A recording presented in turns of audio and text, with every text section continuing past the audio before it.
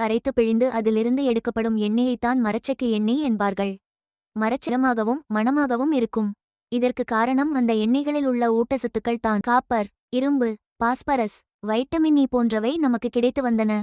இதை உணவுக்கு தெளிவிக்கப்பட்ட நல்லெண்ணெய், கடலெண்ணெய், விளக்கெண்ணெய் மற்றும் தேங்காய் எண்ணெய் மனித உடலுக்கு இதெல்லாம் இப்போ நிறைய அதிகரித்து வர்றதுனால ஒரு எங்களால் ஒரு முடிஞ்ச முயற்சிங்க. எப்படி இவ்வளோ கான்ஃபிடென்ட்டாக சொல்கிறீங்கன்னு கேட்கலாங்க. நம்ம பாட்டி தாத்தாக்கள் வயதான காலத்தினால வர்ற எந்த நோயும் அது மாதிரி தான் இருந்ததுங்க. ஸோ அதை பண்ணீங்க பேஸ்ட் ஆன் எக்ஸ்பீரியன்ஸுங்க. அது பயன்படுத்துகிறோம். இதில் பார்த்தீங்கன்னா இதுங்க சீடு 500 ரூபாங்க. அந்த 490 ரூபா சீடுக்கு மட்டும் வருதுங்க.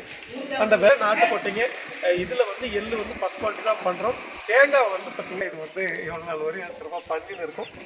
லாபம்ன்றது எதுவும் பண்ணலைங்க எங்களுக்கு. நன்றி. இப்போது அந்த மாதிரி ஒரு இதுக்கு இது ஒரு துணை போன்றதுனா ஒரு நல்ல